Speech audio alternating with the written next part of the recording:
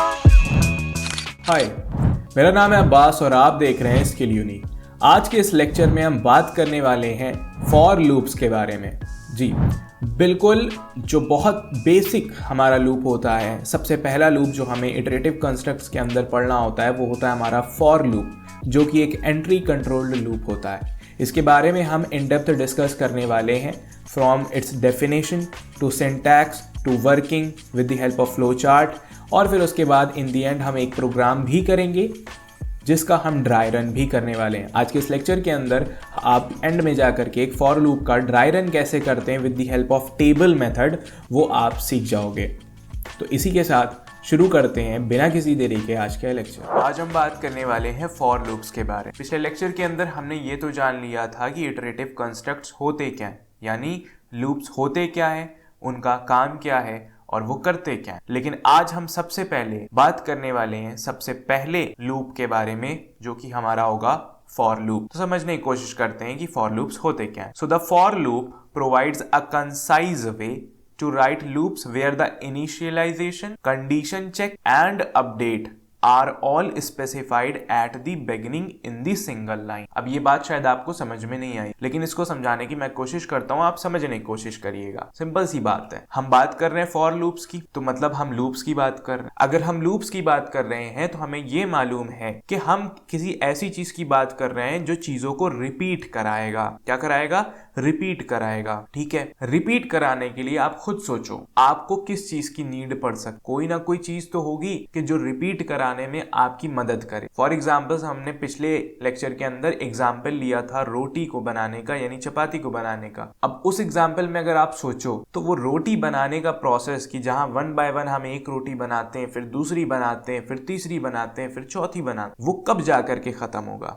कहीं ना कहीं तो उसका एंड आएगा ना। ये बात समझ में आ रही कि नहीं आ रही? तो वो कब जाकर के खत्म होगा? अब वो आपको पता है कि हम डिसाइड करेंगे पहले से कुछ नंबर कि हाँ भाई, कि जब 20 रोटी बनकर के तैयार हो जाए तो उसके आगे अब हमें कोई रोटी नहीं बनानी। ठीक है, तो वहां पहले से डिसाइडेड है कि हाँ भाई, मुझे 20 बार ही रोटी बनानी है और इस तरह से मुझे 20 रोटियां इन दी एंड मिल जाएंगी। में आ गई बात। या फिर वहां पर एक और चीज हो सकती है, वो ये कि जितना भी मेरे पास आटा है, जितना भी मेरे पास डो है, उस पूरे डो की रोटियां बना डालनी। अब चाहे उसमें 20 रोटियां बने, चाहे 25 रोटियां बने। अब ये बात समझ में आई? तो ठीक उसी तरह से जब हम प्रोग्रामिंग के अंदर लूप्स का यूज करेंगे, तो हमें भी कुछ ऐसी चीजों की जरूरत है। वो ऐसी चीज क्या? हमें ये पता होना चाहिए कि ये लूप चलने कितनी बार वाला है। ठीक है, यानी ये लूप कितनी बार चलेगा, ये बात हमें पता होनी चाहिए। अब ये बात पता कैसे होगी, या फिर ये बात हम इस फॉर लूप को या किसी भी लूप को कैसे समझाएं? तो हर लूप के साथ एक चीज होती है जिसे हम कहते हैं कंट्रोल वेरिएबल। क्या कहते हैं? Control variable. यानी हमेशा हर लूप के साथ एक वेरिएबल जरूर इस्तेमाल किया जाता है जो उस लूप को कंट्रोल करने का काम करता है। कंट्रोल करने का मतलब क्या हुआ? कंट्रोल करने का मतलब वो ये डिसाइड करेगा कि ये लूप कितनी बार रिपीट करेगा खुद को। समझ में आई बात? इस कंट्रोल वेरिएबल को हम अक्सर काउंटर भी कहते। क्या कहते हैं? काउंटर। अगर आपको बहुत अच्छे से याद हो, अगर आपने सारे लेक्चर्स प्रॉपर्ली देखें, तो आपको ये बात याद होनी चाहिए कि चैप्टर नंबर 4 शायद, कि जो ऑपरेटर्स का चैप्टर था, उस चैप्टर के अंदर एक सेपरेट लेक्चर मैंने बनाया था काउंटर्स एंड एक्यूमुलेटर्स के ऊपर, जहां पर मैंने काउंटर्स के बारे में समझाया था कि काउंटर्स क्या होते हैं, एक्यूमुलेटर्स के बारे में समझाया था कि एक्यूमुलेटर्स क्या होते हैं। 2 तरह के एक्यूमुलेटर्स भी बताए थे और कुछ प्रोग्राम भी करवाए। ठीक है, तो वही काउंटर की बात यहां पर हो रही, यानी एक ऐसा काउंटर वेरिएबल हमारे पास होना चाहिए जिसे हम कंट्रोल वेरिएबल भी कह सकते हैं, जो ये ट्रैक रख सके कि लूप चला कितनी बार या फिर लूप को चलना कितनी बार है, लूप को रिपीट कितनी बार होना है। ये बात समझ में आ रही है? अब ये कंट्रोल वेरिएबल भी सिर्फ एक वेरिएबल से काम नहीं चलता है, काम तो एक ही वेरिएबल से चलेगा, लेकिन इसमें 3 तरह की एक्सप्रेशन लिखी जाती है। वो एक्सप्रेशन है सबसे पहली इनिशियलाइजेशन एक्सप्रेशन, फिर दूसरा हमारी कंडीशन चेक की एक्सप्रेशन होती है जो ये डिसाइड करेगा कि लूप से एग्जिट कब होना है, फिर तीसरी आती है हमारी अपडेट एक्सप्रेशन, जो हर बार हमारे काउंटर की वैल्यू को या फिर कंट्रोल वेरिएबल की वैल्यू को अपडेट करती है बाय इंक्रीजिंग और डिक्रीज। इतनी बात समझ में आती है कि नहीं आती? ठीक है, तो 3 तरह की एक्सप्रेशन होती हैं, इनिशियलाइजेशन, जिसका काम है हमारे काउंटर वेरिएबल को इनिशियलाइज करना। ठीक है, किसको इनिशियलाइज करेगी? काउंटर वेरिएबल को। काउंटर वेरिएबल को किसी वैल्यू के साथ इनिशियलाइज कर दिया। मान लेते हैं वो काउंटर वेरिएबल का नाम था i और उसकी वैल्यू थी 1। ठीक है, समझ गए? तो उसकी शुरुआत कहां से होती है? 1 से होती। फिर हमने कंडीशन चेक लगा दी। कंडीशन चेक क्या लगाएंगे कि जब तक i की वैल्यू 10 है, 10 से छोटी है या फिर उसके बराबर है, तब तक ये लूप रिपीट होना चाहिए। फिर हम अपडेट भी लगाएंगे, क्योंकि अगर हम अपडेट नहीं लगाते हैं तो जो हमारा काउंटर वेरिएबल है उसकी वैल्यू अपडेट नहीं होगी, यानी चेंज नहीं होगी। और चेंज नहीं होगी तो वो कैसे i less than equal to 10 के करीब पहुंचेगा। करीब पहुंचने का मतलब कि कैसे i की वैल्यू 10 के ज्यादा नजदीक पहुंचेगी कि वो फॉल्स हो जाए, कंडीशन हमारी फॉल्स हो जाए। क्योंकि कंडीशन फॉल्स नहीं होगी तो लूप हमारा एंड नहीं। इतनी बात समझ में आती है कि नहीं आती? किसी भी कंट्रोल वेरिएबल के लिए 3 एक्सप्रेशन, इनिशियलाइजेशन, कंडीशन चेक जिसे हम टेस्ट एक्सप्रेशन भी कहते हैं, और अपडेट, ये तीनों एक्सप्रेशन का होना जरूरी है। फिर चाहे आप वो फॉर लूप पढ़ रहे हो, फिर चाहे आप वो व्हाइल लूप पढ़ रहे हो, फिर चाहे आप वो डू व्हाइल लूप पढ़ रहे हो, हर लूप के साथ ये कंट्रोल वेरिएबल का फंडा लगना है। और कंट्रोल वेरिएबल के साथ खेलने के लिए हमें ये 3 expression, initialization, test expression, condition check और अपडेट, ये 3 तरह की एक्सप्रेशन चाहिए। इतनी बात समझ में आ रही? अभी हम एक एक करके इन एक्सप्रेशंस के बारे में डिटेल में बात करेंगे। लेकिन फॉर लूप्स की क्या कहानी है? फॉर लूप्स एक लौता ऐसा लूप है जिसकी स्टाइल कुछ ऐसी है कि वो शुरुआत में ही इन तीनों कंडीशन को एक साथ सिंगल लाइन में लिख देता है। एक साथ सिंगल लाइन में ये इनिशियलाइजेशन लिखा, फिर टेस्ट लिखा, फिर उसके बाद अपडेट लिखा, और ये पूरा का पूरा फॉर लूप के अंदर डाल। समझ में आई बात की नहीं? कुछ इस तरह से फॉर लूप की कहानी। आगे हम पढ़ते हैं, it is ideal when you know the exact number of iterations the loop needs to perform. सबसे ज्यादा बेहतर सही इस्तेमाल फॉर लूप का कब होगा? जब हमें ये पता हो, क्या पता हो? Exact number of iterations. आपका लूप एग्जैक्टली कितने बार खुद को रिपीट करने वाला है, कितनी बार इटरेशन कराने वाला है। अगर आपको ये पता हो तो सबसे बेस्ट है कि आप यूज करो किसका?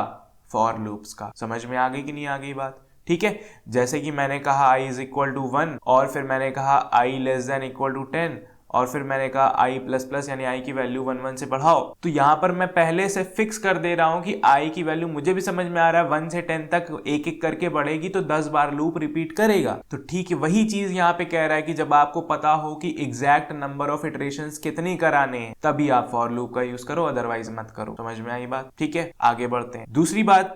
तीसरी बात जो यहाँ पर लिखी हुई वो ये कि for loops entry control loop. अब एंट्री कंट्रोल के बारे में पिछले लेक्चर में मैंने इतना बताया था कि एंट्री कंट्रोल लूप्स ये वो होते हैं जो आपके इटरेशन को कराने से पहले, अंदर के कोड को एग्जीक्यूट कराने से पहले ही कंडीशन को चेक करते हैं। यानी एंट्री होने पर ही कंडीशन चेक होती है।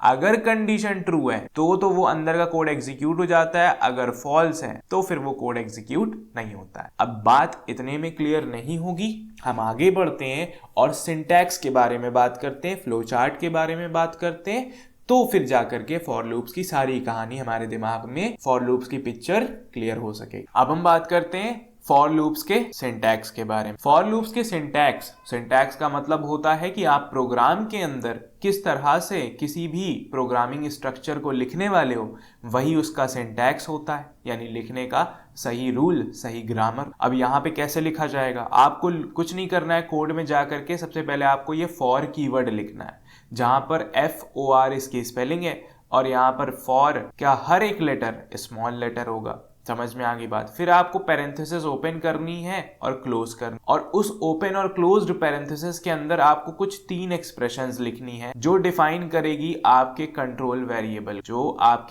वेरिएबल के बारे में कि आपका लूप चलेगा कितनी बार। सबसे पहले आपकी होती है इनिशियलाइजेशन एक्सप्रेशन, यानी ये वो एक्सप्रेशन होती है जहां पर आप अपने कंट्रोल वेरिएबल को इनिशियलाइज करते हो, डिक्लेयर करके कि हाँ मैंने ये एक नया वेरिएबल बनाया है जो ये डिसाइड करेगा कि ये फॉर लूप कितनी बार रिपीट होगा, और इसकी शुरुआत की वैल्यू मैं कुछ x देना चाहता हूं। जैसे मैंने लिख दिया i इज इक्वल टू 1, इसका मतलब कि यहाँ पर कंट्रोल वेरिएबल i हुआ और 1 उसकी इनिशियल वैल्यू हुई, यानी स्टार्ट की वैल्यू। इतनी बात समझ में आ गई कि नहीं आ गई? ठीक है, दूसरा आगे बढ़ते हैं। फिर हम लिखते हैं टेस्ट एक्सप्रेशन। टेस्ट एक्सप्रेशन लिखने के लिए हम क्या करते हैं? टेस्ट एक्सप्रेशन हम इस हिसाब से डिसाइड करते हैं कि जहां पर हमें अपने फॉर लूप को एंड कराना हो। ठीक है, जैसे मैंने यहाँ लिखा i is equal to 1 initialization में, तो मैं यहाँ लिख देता हूँ i less than is equal to 10, जिसका मतलब ये होता है कि आप तब तक इस लूप की स्टेटमेंट्स को एग्जीक्यूट करा सकते हो जब तक i की वैल्यू 10 से छोटी है या फिर 10 के बराबर, तब तक आप करा सकते हो।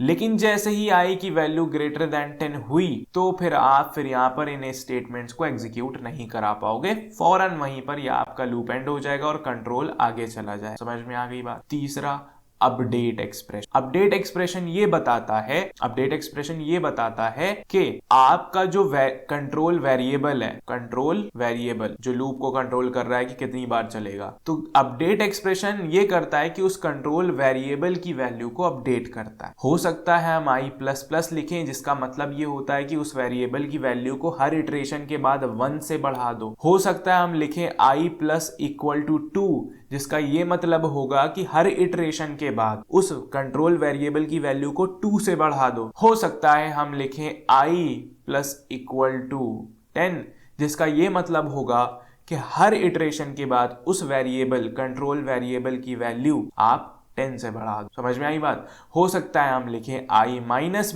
जिसका ये मतलब है कि हर इटरेशन के बाद उस कंट्रोल वेरिएबल की वैल्यू 1 से घटा दो। समझ में आ रही कि नहीं आ रही है बात। क्लियर हुआ। क्या क्या करती हैं इनिशियलाइजेशन एक्सप्रेशन में, आप अपना कंट्रोल वेरिएबल डिफाइन करोगे और उसको कुछ इनिशियल वैल्यू दोगे, फिर आप अपनी टेस्ट एक्सप्रेशन लिखोगे जहां पर आप ये बताओगे कि आपके कंट्रोल वेरिएबल की वैल्यू कहां तक चल रहेगी कि तब तक आपका वो काम होता रहेगा, अदरवाइज नहीं करना है। कब रोकना है बेसिकली आप ये बताते हो। अगर ये ना हो तो फिर आपका पूरा का पूरा काम जो है खराब हो जाता है। खराब इन द सेंस ऐसे होता है कि क्योंकि टेस्ट एक्सप्रेशन ही नहीं है, यानी इस लूप को ये ही नहीं पता है कि हमें लूप रोकना कब है, तो फिर ये एक इनफाइनाइट लूप बन जाता है। उसके बाद आगे बढ़ते हैं तो फिर हम कहते हैं अपडेट एक्सप्रेशन, कि हमारा जो कंट्रोल वेरिएबल है उसकी वैल्यू को हर इटरेशन के बाद कितने से बढ़ाना है या घटाना है या मल्टीप्लाई करना है, क्या करना है, वो सारी चीजें हमारी अपडेट एक्सप्रेशन डिफाइन। तो आई होप सिंटैक्स के बारे में आपको समझ में आ गया होगा। लेकिन इन सिंटैक्स में यहाँ पे मेनली हमारी ये 3 चीजें हैं जिन्हें हमें और अच्छे से समझना होगा,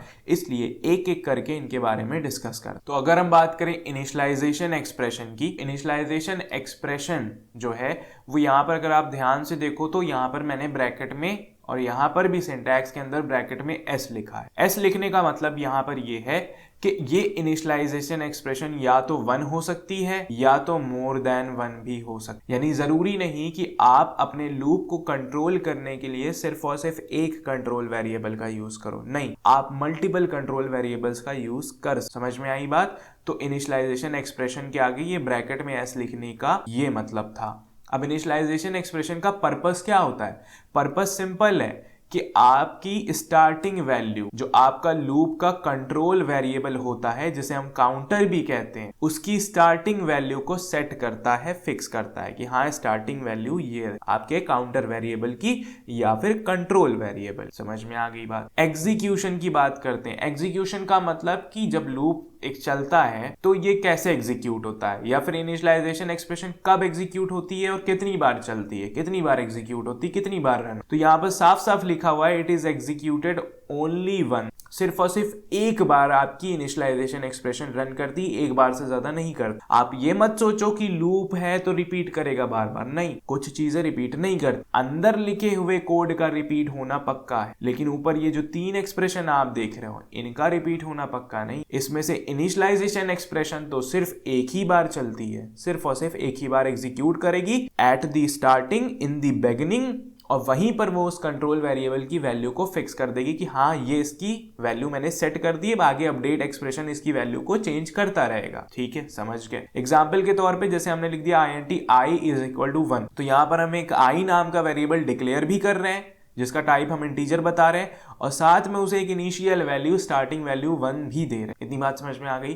तो कुछ इस तरह की एक्सप्रेशन यहाँ पर लिखी हो सकती है इनिशियलाइजेशन एक्सप्रेशन की जगह। अब आगे बढ़ते हैं टेस्ट एक्सप्रेशन को समझ। अगर हम टेस्ट एक्सप्रेशन की बात करें तो टेस्ट एक्सप्रेशन सिंपल सी बात कहता है। वो क्या कहता है? कहता है it is a Boolean expression that determines whether the loop should continue executing or not। समझते हैं थोड़ा सिंटैक्स की मदद। अगर हम सिंटैक्स को यहाँ पर देखें, सिंटैक्स में यहाँ पर टेस्ट एक्सप्रेशन, और हमने यही बताया अभी तक कि टेस्ट एक्सप्रेशन का काम एक ही है कि आपका लूप कब एंड होगा, कब एंड होगा। तो ये यहाँ पर टेस्ट एक्सप्रेशन एक कंडीशन हो। अब अभी तक आप कंडीशनल कंस्ट्रक्ट के बारे में पढ़ चुके हो, तो आपको ये आइडिया तो लग ही चुका है कि कंडीशन है तो मतलब ये भी एक बूलियन एक्सप्रेशन चाहिए। क्या होनी चाहिए? Boolean expression. क्या मतलब है बूलियन एक्सप्रेशन का?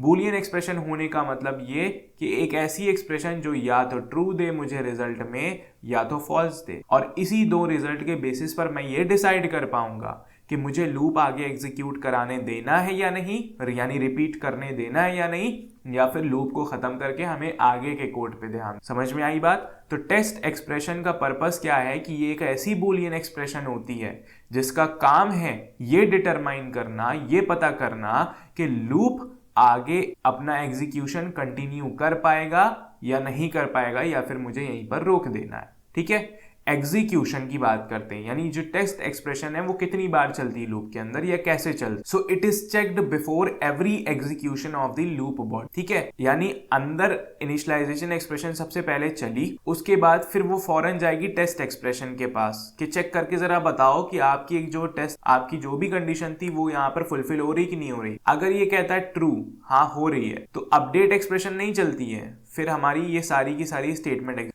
सारी स्टेटमेंट एग्जीक्यूट हो गई, मतलब हमारा इटरेशन नंबर 1 कंप्लीट हो गया। अब जैसे ही हमारा इटरेशन कंप्लीट हो गया तो क्या लगता है कि लूप के बाहर चला जाएगा, आगे का कोड कराने लगेगा? नहीं, लूप है, रिपीट होंगी चीजें, तो ये वापस से आएगा। अब कहेगा अपडेट एक्सप्रेशन से, अब ऐसा है इटरेशन हो चुका है, अब वैल्यू अपडेट करो। ये वैल्यू अपडेट कर देगा। वैल्यू अपडेट करने के बाद फिर ये टेस्ट एक्सप्रेशन से कहेगा जरा चेक करो क्या अभी भी तुम्हारी कंडीशन के मुताबिक चीजें हैं या नहीं है। अगर तुम्हारी कंडीशन के हिसाब से है तो फिर से अंदर चले जाओ, स्टेटमेंट एग्जीक्यूट कराओ, अब आपका इटरेशन नंबर 2 भी कंप्लीट हो जाए, और फिर वो फिर यहाँ पर बाहर नहीं आएगा। फिर आने के बाद फिर से अपडेट एक्सप्रेशन के पास जाएगा, कहेगा फिर से अपडेट कराओ।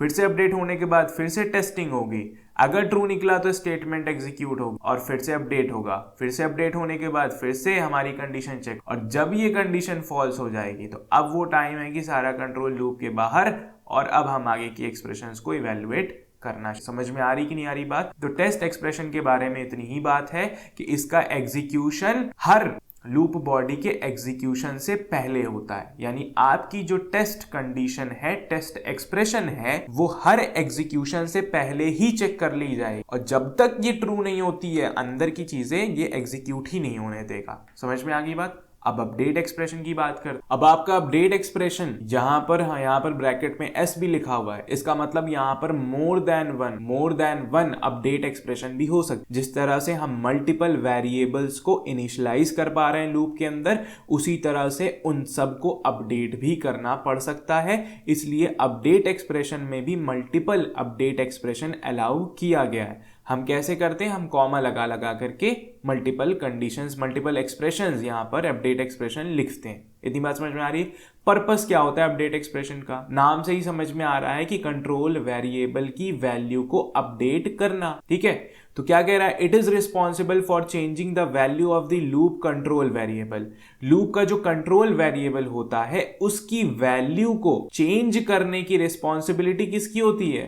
अपडेट एक्सप्रेशन की होती है। कब करता है? जैसे ही स्टेटमेंट का एग्जीक्यूशन खत्म हो जाएगा लूप की बॉडी के अंदर वाली स्टेटमेंट का, ये जाएंगी अपडेट के पास, और अपडेट एक्सप्रेशन अब लूप कंट्रोल वेरिएबल की वैल्यू को चेंज करना शुरू कर देगा। कुछ इस तरह से चेंज करता है कि moving it closer to the state where the test expression becomes false। Update expression लिखने के पीछे फंडा ही सिंपल है। सिंपल सा फंडा क्या है कि भाई अगर हम अपडेट नहीं करेंगे तो हमारा काउंटर वेरिएबल कंडीशन के फॉल्स तक पहुंचेगा ही नहीं, हर बार हमारी कंडीशन ट्रू होती रहेगी। तो एक अपडेट एक्सप्रेशन हमें डालनी पड़ेगी जो वेरिएबल को फॉल्स होने के नजदीक लेकर के जाए कि हाँ भाई हमने शुरुआत में कहा i इज इक्वल टू 1 और हमने कंडीशन लगा दी i less than is equal to 10। अगर आप यहाँ पर देखें इनिशियलाइजेशन में तो मैंने शुरुआत में क्या कहा? int i is equal to 1 से शुरू करो। फिर टेस्ट में क्या कहा? i less than equal to 10 तब तक एग्जीक्यूट कराओ जब तक i की वैल्यू 10 से छोटी है या बराबर है। ठीक है, तो अब अपडेट हम क्या करा रहे हैं, अपडेट में मान लो मैंने लिख दिया i प्लस प्लस, यानी हर एग्जीक्यूशन के बाद इसकी वैल्यू 1 से बढ़ा दो। int i is equal to 1 से इनिशियलाइज हुआ, चेक हुआ क्या 10 से छोटा है, हाँ, फिर 10 से छोटा था तो स्टेटमेंट्स को एग्जीक्यूट करा दिया गया। फिर वो अपडेट के पास गया तो वेरिएबल की वैल्यू अपडेट हुई, i प्लस प्लस हुआ, i प्लस प्लस होने का मतलब i की वैल्यू अब 2 हो चुकी हो। जब i की वैल्यू 2 हुई तो फिर से कंडीशन चेक हुई, ट्रू निकली, फिर से स्टेटमेंट्स को एग्जीक्यूट करा दिया गया, फिर से अपडेट किया गया, अब i की वैल्यू 3 हो चुकी। अब आपको भी समझ में आ रहा है, i की वैल्यू पहले 1 थी, एग्जीक्यूशन के बाद 2 हुई, फिर एग्जीक्यूशन हुआ, फिर 3 हुई, फिर एग्जीक्यूशन हुआ, फिर 4 हो जाएगी। ऐसे करते करते एक वक्त ऐसा आएगा कि जब ये एक्सप्रेशन टेस्ट जो है हमारी condition i less than equal to 10, हमारी i की वैल्यू वो 10 से बड़ी हो जाएगी और ये कंडीशन हो जाएगी फॉल्स। और यही वो पॉइंट है कि जहां पर लूप से हम एग्जिट कर जाते हैं, निकल जाते हैं। समझ में आ गई कि नहीं आ गई बात? आई होप यहाँ पे सिंटैक्स की मदद से आपको समझ में आ गया होगा कि कैसे प्रोग्राम के अंदर लिखना है। वो तो अभी हम प्रोग्राम भी देखेंगे तो समझ में आ जाएगी बात। और इन तीनों का होलसम पर्पस क्या है। अब फ्लो चार्ट की तरफ बढ़ते हैं और फॉर लूप के फ्लो चार्ट की मदद से समझने की कोशिश करते हैं इसकी वर्किंग। तो अगर हम फॉर लूप्स के फ्लो चार्ट को देखें तो यहाँ पर मैंने फॉर लूप्स का सिंटैक्स लिख रखा है, ये यहाँ पर पूरा, ताकि हम सिंटैक्स से रिलेट कर सकें फ्लो चार्ट को। तो फ्लो चार्ट सिंपल है। सबसे पहले हमारी इनिशियलाइजेशन एक्सप्रेशन ओनली वंस, यानी सिर्फ और सिर्फ एक बार एग्जीक्यूट करा दी जाती है और इस तरह से सारे काउंटर वेरिएबल्स की वैल्यू इनिशियली एक स्टार्टिंग वैल्यू के साथ सेट हो जाती। जब सेट हो जाती है तो फिर अंदर आगे बढ़ते हुए हम सबसे पहले कंडीशन चेक कराते हैं। ये एक एंट्री कंट्रोल्ड लूप होता है, तो अंदर की स्टेटमेंट एग्जीक्यूट होने से पहले ही कंडीशन चेक होगा, अदरवाइज बात आगे नहीं बढ़ेगी। कंडीशन चेक होती है, कंडीशन चेक हुई, मान लो वो कंडीशन ट्रू हो जाती है, यानी हमारा कंट्रोल वेरिएबल कंडीशन को फुलफिल कर देता है। ट्रू होती है तो हमारी लूप की जो बॉडी है, यानी उसके अंदर लिखी हुई स्टेटमेंट्स, वो एग्जीक्यूट करा दी जाती है। एग्जीक्यूट कराने के बाद फ्लो जो है वो आगे की तरफ बढ़ता है और फिर वो कहता है अपडेट एक्सप्रेशन के पास पहुंच जाता है। अपडेट एक्सप्रेशंस क्या करती हैं कि कंट्रोल वेरिएबल की वैल्यू को अपडेट कर देती। अपडेट करने के बाद फिर वो कहती हैं जाओ जरा कंडीशन फिर से चेक करो। कंडीशन फिर से चेक होती है, अगर कंडीशन अभी भी ट्रू है तो फिर दोबारा से आपकी स्टेटमेंट की जो बॉडी है, यानी लूप की जो बॉडी है, उसके अंदर लिखी हुई स्टेटमेंट को एग्जीक्यूट करा दिया जाता है। एग्जीक्यूट कराने के बाद फिर से अपडेट के पास पहुंचते हैं कि वेरिएबल की वैल्यू जरा फिर अपडेट करो, एक एग्जीक्यूशन हमारा और हो गया। अपडेट हो जाने के बाद फिर से कंडीशन चेक होती है, कंडीशन चेक हुई, फिर से ट्रू निकली तो फिर से स्टेटमेंट बॉडी एग्जीक्यूट हुई, लूप बॉडी एग्जीक्यूट हुई, फिर से अपडेट के पास चले गए, वेरिएबल की वैल्यू को अपडेट कराया, फिर से कंडीशन चेक हुई। तो अगर आप इस चीज को जरा ध्यान से देखो तो इनिशियलाइजेशन एक्सप्रेशन हो जाने के बाद, इनिशियलाइजेशन एक्सप्रेशन के एग्जीक्यूट रन हो जाने के बाद, चलने के बाद, कंडीशन चेक होने से लेकर के स्टेटमेंट का एग्जीक्यूट होना, फिर अपडेट एक्सप्रेशन का चलना और कंडीशन अगर ट्रू होती रहे, तो यहीं पर हमको एक साइकिल दिख रही है, यहीं पर हमको एक साइकिल दिख रही है, एक लूप दिख रहा है कि जहां पर चीजें रिपीटेडली होती जा रही। इतनी बात समझ में आ रही है? यही फंडा है लूप का। और जैसे ही किसी सर्टेन पॉइंट ऑफ टाइम पे अपडेट होते होते अब वेरिएबल की वैल्यू ऐसी हो चुकी है कि हमारी कंडीशन फॉल्स हो गई, फॉल्स होते ही देखो क्या हो रहा है, उस लूप से बाहर निकल जा रहा है और कंट्रोल हमारा लूप के बाहर आ जा रहा है। इतनी बात समझ में आई? तो इनिशियलाइजेशन एक्सप्रेशन सबसे पहले एग्जीक्यूट हुई, हो गई, रन हो गई, बढ़िया। फिर कंडीशन चेक हुआ, कंडीशन चेक हुआ, अगर ट्रू था तो स्टेटमेंट एग्जीक्यूट हुई, स्टेटमेंट एग्जीक्यूट हो गई। स्टेटमेंट एग्जीक्यूट होने के बाद ये गया अपडेट के पास, अपडेट के पास गया, अपडेट ने क्या किया, कंट्रोल वेरिएबल की वैल्यू को अपडेट किया। उसके बाद क्या हुआ, क्या वह अपडेट करने के बाद फौरन फिर से स्टेटमेंट एग्जीक्यूट करा देगा? नहीं, कंडीशन चेक करके कराएगा। कंडीशन चेक हुई, अगर फिर से ट्रू निकलता है, अगर फिर से टेस्ट एक्सप्रेशन ट्रू निकल जाती है, तो फिर अंदर की स्टेटमेंट फिर से एग्जीक्यूट हो जाती है। स्टेटमेंट अब अगर एग्जीक्यूट हो ही गई मतलब हमारा इटरेशन, एग्जीक्यूशन कंप्लीट हो गया है। तो वो क्या कहेगा, क्या लूप के बाहर चले जाओ? कहेगा नहीं, अपडेट वाले के पास जाओ। तो ये यहां से ये अपडेट के पास जाएगा और ये पूरा कंट्रोल अपडेट के पास आ जाएगा। अब अपडेट करेगा वैल्यू को, उसके फौरन बाद फिर से कंडीशन चेक होगा। अपडेट कहेगा टेस्ट से कि फिर से जरा कंडीशन जरा चेक करना क्या हुआ। कंडीशन चेक हुई, अब मान लो किसी सर्टेन पॉइंट ऑफ टाइम पे अब कंडीशन फॉल्स हो जाती है, तो अब हमारा जो कंट्रोल है जब यहाँ से फॉल्स हो गया तो सीधे लूप के बाहर निकले हम और हमारा लूप एग्जिट। आई होप आपको लूप को किस तरह से समझना है, किस तरह से ड्राई रन करना है, किस तरह से पढ़ना है, उसकी वर्किंग कैसे होती है, ये समझ में आ गया हो। क्योंकि जब तक आप किसी चीज़ की वर्किंग को नहीं समझ पाओगे आप उसे प्रोग्राम के अंदर इस्तेमाल ही नहीं कर पाओगे, और फिर आप ये भी नहीं चेक कर पाओगे कि आपने कोड लिखते वक्त गड़बड़ी करी तो करी। समझ में आ रही कि नहीं आ रही बात? तो ये चीज़ें सही से समझना बहुत जरूरी। अब हमने जब यहाँ पर फ्लो चार्ट के बारे में समझ लिया है, हमने आज के लेक्चर के अंदर पूरी तरह से फॉर लूप्स की सारी कहानी को समझ लिया। थियोरेटिकली भी कि फॉर लूप्स क्या होते हैं, प्रैक्टिकली भी हमने देखा कि सिंटैक्स क्या होता है फॉर लूप्स का, यानी प्रोग्राम में कैसे लिखना है, और फॉर लूप के अंदर जो तीन चीजें होती हैं, initialization expression, test expression, update expression, तीनों के बारे में अच्छे से समझ लिया। ठीक है, उसके बाद हमने फ्लो चार्ट की मदद से उसके फ्लो को यानी वर्किंग को भी समझ लिया कि वो किस तरह से काम करती है, एग्जीक्यूशन कहां से शुरू होगा, फिर कहां जाएगा, फिर कैसे आगे काम करेगा, सारी बातों को समझ। लेकिन ये सारी बातें समझना तब तक किसी काम की नहीं जब तक हम इस पे एक प्रोग्राम ना कर ले और हम प्रैक्टिकली इस चीज को करके ना। तो चलिए फटाफट से एक प्रोग्राम भी इसके ऊपर कर ले। तो अब हम करने वाले हैं प्रोग्राम। समझ में आ रही है बात? तो प्रोग्राम में सबसे पहला प्रोग्राम जो हमें यहाँ पर करना, आज के लेक्चर में हम सिर्फ एक ही प्रोग्राम करेंगे क्योंकि अभी हमने ताज़ा यहाँ पर नया फॉर लूप सीखा है, तो ज़्यादा ना मुश्किल प्रोग्राम होगा और सिंपल सा प्रोग्राम होगा जिससे बस हम फॉर लूप का इस्तेमाल कहीं ना कहीं करना सीख। फिर आगे आने वाले लेक्चर्स के अंदर सिर्फ हम प्रोग्राम्स के ही लेक्चर्स डालेंगे जहाँ पर हम पर्टिकुलरली फॉर लूप्स के प्रोग्राम्स को ही कवर करें। ठीक है, तो ये वाला पढ़ते हैं। Write a program in Java to print numbers from 1 to 10। एक सिंपल सा प्रोग्राम हमें लिखना है जावा के अंदर जिसका काम वही है। क्या काम है? 1 से 10 तक के सारे नंबर्स को प्रिंट कर। अब आप अगर लूप्स का इस्तेमाल ना करो तो आप बार बार system.out.println1 लिखो, फिर लिखो system.out.println2, फिर लिखो 3, फिर लिखो 4, ऐसे करके 10 बार system.out.println लिखो। लेकिन अभी मैं मस्ती के लिए यहाँ पे 10 से हटा करके 100 कर दूं, हालत हो जाएगी खराब। तो ऐसे केसेस में क्या किया जाए कि हम लूप्स का इस्तेमाल करेंगे। क्यों लूप्स का इस्तेमाल करेंगे? क्योंकि हमें प्रिंटिंग करनी है और प्रिंटिंग के लिए बार बार सेम स्टेटमेंट का यूज होता है SOPLN यानी system.out.println। और हर बार मुझे क्या करना है? एक नए नंबर 1 से 10 तक, 1 से लेकर के 10 तक के नंबर्स प्रिंट कराने। तो हमें एक बात समझ में आ रही है, हर बार हो क्या रहा है? एक नंबर ही तो प्रिंट हो रहा है, मतलब चीजें सेम रिपीट हो रही हैं, लेकिन हर बार बस नंबर की वैल्यू चेंज हो जाती। तो हम वो चीज कंट्रोल वेरिएबल से संभाल लेंगे। इतनी बात समझ में आती है?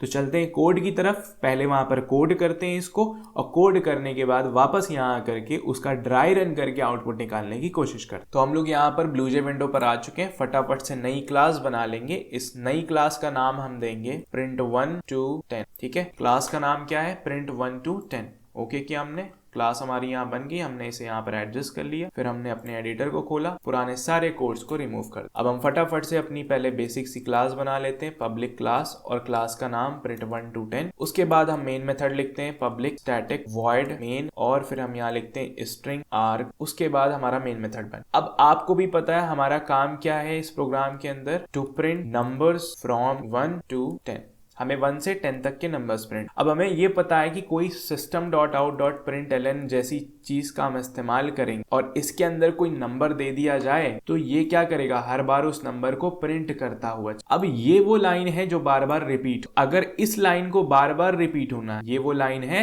जो बार बार रिपीट होनी, अगर इस लाइन को बार बार रिपीट होना है तो हम क्या करेंगे? हम इसे एक लूप के अंदर डाल। और अभी हमने जो ताजा अपना लूप पढ़ा है इस लेक्चर के अंदर, वो है हमारा फॉर लूप। लिखते कैसे हैं हमने सिंटैक्स में देखा। सबसे पहले आप लिखते हो फॉर कीवर्ड, फिर आप पैरेंथेसिस ओपन एंड क्लोज करते हो, उसके बाद ब्रेसेस ओपन करते हो, एंटर दबाते हो, वो अपने आप क्लोज हो जाएंगे यहाँ पर ब्लू चेक। ठीक है, आपका ये फॉर लूप रेडी है। लेकिन क्या फॉर लूप पूरी तरह से रेडी है? नहीं। आपको पता है इसके अंदर 3 चीजें लिखी जाती। सबसे पहली चीज क्या होती? Initialization expression. क्या होता है? Initialization expression. अब क्योंकि इस प्रोग्राम में हमें 1 से 10 तक के नंबर्स ही प्रिंट कराने, तो क्यों ना हम थोड़ा सा स्मार्टली खेलें और कुछ ऐसे स्मार्टली खेलें कि हम अपने लूप के ही काउंटर वेरिएबल का इस्तेमाल कर लें प्रिंट करने के लिए। यानी एक ऐसा क्यों ना एक ऐसा काउंटर वेरिएबल बनाया जाए जिसकी शुरुआत 1 से होती हो और वो खत्म 10 पे हो जाए। तो इस तरह से हर बार हमें एक काउंटर वेरिएबल की वैल्यू 1 से 10 तक मिलती रहेगी, कभी 1, कभी 2, कभी 3, कभी 4, जिसकी मदद से हम आसानी से 1 से 10 तक के नंबर्स भी प्रिंट करा पाएंगे, वो भी सिर्फ और सिर्फ 3 लाइन के कोड में। समझ में आ रही बात? ध्यान समझिएगा। तो मैंने एक इनिशियलाइजेशन एक्सप्रेशन लिखी, मैंने लिखा int num is equal to 1। इसका मतलब क्या हुआ, मैंने काउंटर वेरिएबल का नाम यहां पर 1 दे दिया और मैंने अंदर system.out.println num को डाल दिया, जो चीज बार बार रिपीट। ठीक है, बढ़िया, समझ गए। int num is equal to 1 का मतलब ये हुआ कि हम एक काउंटर वेरिएबल बना रहे हैं जो इस लूप को कंट्रोल करेगा, जिसकी शुरुआत 1 से हो। ठीक है, अब इसका फायदा हमें यह भी होगा कि हम उसी नम की वेरिएबल की वैल्यू को यूज करके प्रिंटिंग भी करा देंगे। तो पहली बार में 1 प्रिंट होगा और अपडेट हो जाने के बाद दूसरी बार में 2 प्रिंट होगा, फिर से अपडेट हो जाने के बाद तीसरी बार में 3 प्रिंट। ठीक है, फिर हम आगे कहते हैं num is less than equal to 10। ये हमने क्या लिखा, ये हमने लिखी अपनी कंडीशन। क्या लिखा? कंडीशन लिखी। कंडीशन क्या करती है? कंडीशन आपके लूप के एग्जिट को डिफाइन करती है कि आपका लूप कब खत्म हो जाएगा। तो मैंने कहा लेस देन इक्वल टू 10 तब तक रन कराओ जब तक नंबर की वैल्यू 10 से छोटी है या फिर 10 के बराबर है। क्यों? क्योंकि मुझे 1 से 10 तक ही तो नंबर्स प्रिंट कराने हैं। समझ में आई बात? ठीक है, समझ गए। फिर आगे मैंने लिखा num plus plus. num plus plus का क्या मतलब है? num प्लस प्लस का मतलब सिंपल है कि जो नंबर है हर बार उसकी वैल्यू को आप अपडेट करोगे 1 से, मतलब हर बार उसकी वैल्यू को आप इंक्रीज कर दोगे 1 से। होगा क्या? अब यहां पे ध्यान से समझिएगा। नंबर 1 सबसे पहले इनिशियलाइज किया जाएगा, थोड़ा हम यहां पर क्लियर करते हैं। नंबर 1 सबसे पहले इनिशियलाइज किया जाएगा, यानी एक नंबर नाम का वेरिएबल जिसके अंदर वैल्यू 1 दे दीजिए। फिर उसके बाद चेक करेगा क्या नंबर की वैल्यू लेस देन 10 है। तो हाँ, 1 की वैल्यू लेस देन 10 है। तो क्या अपडेट कराने जाएगा? नहीं, सीधे जाएगा अंदर और कहेगा अंदर की स्टेटमेंट एग्जीक्यूट करा। अंदर लिखा हुआ था system.out.println num। अब प्रिंट हम क्या करा रहे हैं यहां पर? हम यहां पर प्रिंट ही num की वैल्यू करा रहे हैं। अब क्योंकि पहली बार अंदर आया तो num के अंदर वेरिएबल वैल्यू क्या थी? 1। तो यहां पर क्या प्रिंट हो जाएगा? बाहर 1 प्रिंट हो जाएगा। फिर अब जैसे ही ये स्टेटमेंट एग्जीक्यूट हो गई, अब क्या होगा? अब ये अपडेट एक्सप्रेशन के पास जाएगा और अपडेट एक्सप्रेशन के पास जाएगा तो अपडेट एक्सप्रेशन एक्चुअल में जो नम नाम का वेरिएबल था जिसकी वैल्यू अभी तक 1 थी, वो उसको अपडेट कर देगा +1 करके। अब नम की वैल्यू 2 हो जाएगी। जब अपडेट होकर के नम की वैल्यू 2 हो गई तो अब दोबारा से कंडीशन चेक कराई जाएगी, क्या 2 लेस देन इक्वल टू 10 है? जवाब मिलेगा हाँ है। तो जब है तो अंदर की स्टेटमेंट एग्जीक्यूट होगी और लिखा जाएगा system.out.println num। अब num की वैल्यू को जब ये एक्सेस करने की कोशिश करेगा तो अब इसे उसकी वैल्यू 1 नहीं, अब उसे उसकी वैल्यू 2 मिलेगी। यही हमने यहाँ पर अपना स्मार्ट मूव खेला कि जहां पर हम खुद काउंटर वेरिएबल का ही इस्तेमाल कर रहे हैं उस नंबर को प्रिंट करा। आई होप यहाँ पे बात समझ में आई होगी। बात को हम यहाँ पे ज्यादा डिटेल में नहीं ले जा रहे हैं, हम चलते हैं अब ड्राई रन की तरफ और ड्राई रन से इसका आउटपुट निकालने की कोशिश करते हैं। फिर आउटपुट वेरीफाई करने के लिए हम यहाँ पर आकर के इसको रन करा करके भी देखें। ठीक है, तो हमने प्रोग्राम वहां पर तो लिख लिया।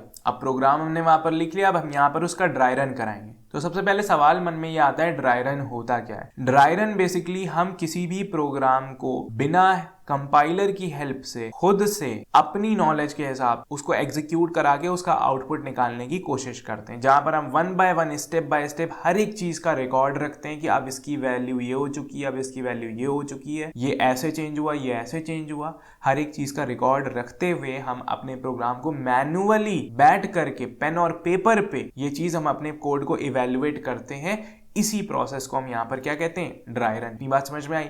तो जो कोड अभी हमने लिखा उस कोड के अंदर स्टेप्स होंगे। स्टेप्स का मतलब यहाँ पर कि आपका कौन सा इटरेशन हो चुका है। समझ में आई बात? ठीक। उसके बाद हम अपने काउंटर वेरिएबल का नाम लिख देंगे, जैसा कि हमने अपने प्रोग्राम में अभी क्या लिया था? नम लिया था, ताकि हम ये रिकॉर्ड रख सकें कि विद इटरेशंस उसकी वैल्यू कैसे चेंज हुई है। इटरेशन बाय इटरेशन, हर बार रिपीट हो जाने के बाद उसकी वैल्यू कैसे चेंज। उसके बाद हम यहाँ पर कहेंगे हमारी टेस्ट एक्सप्रेशन को लिख देंगे जो कि था num less than equal to 10। तब तक प्रिंट कराओ जब तक नंबर की value less than equal to 10 रहे।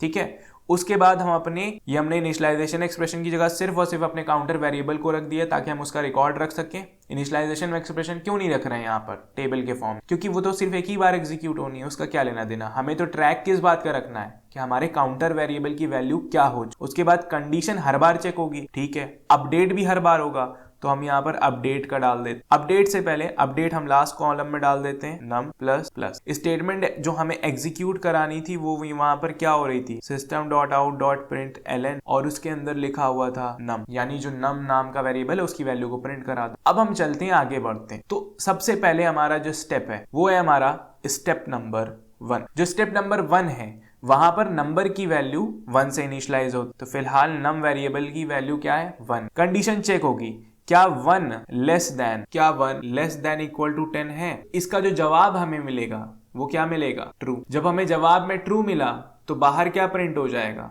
बाहर नम की वैल्यू यानी 1 प्रिंट हो जाए। तो आउटपुट में हमें बाहर क्या मिल जाएगा, आउटपुट में हमें बाहर 1 प्रिंट होकर फिर आगे अपडेट होगा। तो अपडेट होने के लिए नंबर की वैल्यू को प्लस प्लस किया जाएगा, तो 1 प्लस प्लस, नंबर की अभी एग्जिस्टिंग वैल्यू 1 है, 1 प्लस प्लस का मतलब अब नंबर क्या बन जाएगा, 2 बन जाएगा। तो जो नंबर नेक्स्ट इटरेशन हमारा होगा यानी इटरेशन नंबर 2, वहां पर नम की वैल्यू 1 की जगह क्या हो चुकी होगी, 2 हो चुकी होगी। फिर से अंदर आएंगे, कंडीशन चेक होगी, कहेगा 2 लेस देन इक्वल टू 10, कहेगा हाँ ट्रू बात है। फिर कहेगा ठीक है, तो बाहर 2 प्रिंट कर, नंबर की वैल्यू प्रिंट करा दो। अब नंबर की वैल्यू चेक करने जाएगा तो नंबर की वैल्यू करंट इटरेशन पे क्या है, नंबर की वैल्यू करंट इटरेशन पे क्या है 2 है, तो वही प्रिंट होगी क्योंकि हम नम की वैल्यू प्रिंट करा रहे हैं, तो यहाँ 2 प्रिंट हो जाएगा। फिर कहेगा अब अपडेट मार दो, अपडेट करने के लिए कहेगा 2 प्लस प्लस, यानी जो नंबर की वैल्यू थी 2 प्लस प्लस वो कर देगा। तो अब नंबर की वैल्यू अपडेट होकर के क्या हो जाएगी, 3 हो जाएगी। बाहर आउटपुट में हमें 2 प्रिंट हो जाएगा। अब अगले इटरेशन नंबर 3 के लिए हमारी नम की वैल्यू 3 हो चुकी होगी। फिर से चेक होगा 3 लेस देन इक्वल टू 10, तो कहेगा हाँ ट्रू। फिर कहेगा ठीक है, अगर ट्रू है तो 3 प्रिंट करा दो। 3 प्रिंट कराएगा, बाहर आउटपुट में अब 3 भी प्रिंट हो जाएगा। फिर अपडेट कर देगा, अपडेट के लिए कहेगा 3 प्लस प्लस। 3 प्लस प्लस का मतलब 1 से वैल्यू बढ़ गई, अब उसकी वैल्यू हो चुकी है 4। 4 होने का मतलब हमारे अगले इटरेशन यानी नंबर 4 स्टेप के लिए नम की वैल्यू हो चुकी होगी 4। अब फिर से चेक करेगा क्या 4 is less than equal to 10, तो हमें जवाब मिलेगा हाँ। जब जवाब में ट्रू मिला तो कहेगा क्या कर रहे हो, बाहर प्रिंट करा दो, 4 प्रिंट हो जाएगा। और इस तरह से आउटपुट में अब 4 आ चुका होगा। और अब हम अंदर आकर के कहेंगे अपडेट करो, तो कहेगा 4 प्लस प्लस। 4 प्लस प्लस करेगा तो अब वेरिएबल नम की वैल्यू क्या हो चुकी होगी, 5 हो चुकी होगी। आगे बढ़ेंगे, अगले स्टेप पे जाएंगे। स्टेप नंबर 5 पे जब हम आते हैं तो क्योंकि नम की वैल्यू 5 हो चुकी है तो नम की वैल्यू स्टेप नंबर 5 के लिए क्या होगी, 5 हो जाएगी। फिर कहेगा is 5 less than equal to 10, तो हम कहेंगे हाँ। तो जब कहेगा हाँ है तो बाहर प्रिंट कराओ चुपचाप, तो बाहर 5 प्रिंट हो जाएगा और बाहर आउटपुट में हमें 5 मिल जाए। फिर कहेगा अपडेट करा दो, ठीक करा देते हैं। 5 प्लस प्लस पे गए और 5 प्लस प्लस किया तो अब नम की वेरिएबल की वैल्यू क्या हो चुकी, 6 हो चुकी है। इटरेशन नंबर 6 के लिए नम की वैल्यू क्या हो चुकी होगी, नम की वैल्यू हो चुकी होगी 6। फिर कहेगा टेस्ट करो जरा 6 लेस देन इक्वल टू 10 है या नहीं, हम कहेंगे हाँ है, ट्रू बात है। कि अगर ट्रू है तो जाओ अंदर की स्टेटमेंट एग्जीक्यूट कराओ, यानी कि बाहर 6 प्रिंट करा दो। तो इस हिसाब से बाहर अब आउटपुट में 6 भी प्रिंट हो चुका होगा। कहेगा अब जब प्रिंट करा लिया है तो अब जरा अपडेट भी कर दो, तो हम कहेंगे ठीक है करवा देते हैं। 6 प्लस प्लस किया तो अपडेट होकर के वैल्यू क्या हो गई, 7 हो गई। अगले इटरेशन यानी स्टेप नंबर 7 के लिए हमारे नम की वैल्यू 7 हो चुकी थी और अब फिर से कंडीशन चेक करी जाएगी कि भाई क्या 7 लेस देन इक्वल टू 10 है, तो हम कहेंगे हाँ है, तो यहाँ पर ट्रू लिख दिया जाएगा। फिर आगे बढ़ेंगे तो कहेगा भाई जब ट्रू है तो प्रिंट करा दो, तो हमने कहा ठीक है, बाहर आउटपुट में हम 7 को प्रिंट करा देते हैं, तो यहाँ पर 7 प्रिंट हो जाएगा। फिर यहाँ पर कहेगा अपडेट करा दो, फिर जब एग्जीक्यूशन करा लिया है तो 7 प्लस प्लस करने पर वो हो जाएगा हमारा 8। समझ में आई बात। आगे बढ़ेंगे अगली स्टेप के लिए यानी स्टेप नंबर 8 के लिए हमारे नम की वैल्यू हो चुकी होगी 8। फिर कहेगा जरा चेक करो 8 लेस देन इक्वल टू 10 है या नहीं, तो हम कहेंगे हाँ है। तो कहेगा जब है तो फिर प्रिंट कराओ, हमने कहा ठीक है करा देते हैं, ये रहा 8। फिर कहेगा अपडेट करा दो अब जरा, तो हमने कहा 8 प्लस प्लस। अपडेट होकर के अब जो वेरिएबल नम की वैल्यू है वो क्या हो चुकी होगी 9 और बाहर 8 तो प्रिंट हो ही चुका होगा। अब अगले स्टेप नंबर 9 के लिए हमारी नम की वैल्यू हो चुकी होगी 9 और फिर से कहेगा जरा टेस्टिंग कराओ 9 less than equal to 10। Testing तब तक कराता रहेगा जब तक कंडीशन फॉल्स ना हो जाए। तो कहेगा भैया 9 लेस देन इक्वल टू 10, हम कहेंगे हाँ भाई ट्रू, सही बात है। कहेगा जब ट्रू है तो प्रिंट कराओ ना, तो मैंने कहा ठीक है लो 9 प्रिंट करा दी। फिर कह रहा अपडेट मारो, मैंने कहा ठीक है करा देता हूँ 9 प्लस प्लस कर। कह रहा ठीक है, जब अपडेट अपडेट हो गया तो वैल्यू क्या हो गई, हमने कहा 10 हो गया। कह रहा ठीक है, बाहर 9 प्रिंट हो गया, वैल्यू 10 हो गई। अब अगले स्टेप के लिए, स्टेप नंबर 10 के लिए नम की वैल्यू जो है वो हो चुकी होगी 10, जैसा कि हम देख रहे हैं पिछले इटरेशन में वो अपडेट हो चुकी थी। फिर से कंडीशन चेक होगी 10 लेस देन इक्वल टू 10। क्या 10 लेस देन इक्वल टू 10 है? हम कहेंगे लेस देन तो नहीं, लेकिन इक्वल टू 10 तो है, तो मतलब ये बात भी ट्रू हुई। जब ये बात भी ट्रू हुई तो बाहर क्या प्रिंट हो जाएगा, बाहर हमारा आउटपुट में 10 भी आएगा। अब जब 10 प्रिंट हो जाएगा तो यानी एग्जीक्यूशन कंप्लीट हुआ है लूप बॉडी का, तो कहेगा जाओ अपडेट कराओ। हम कहेंगे ठीक है, करवा देते हैं। तो 10 प्लस प्लस करवाएंगे तो वो क्या बन जाएगा, 11 बन जाएगा।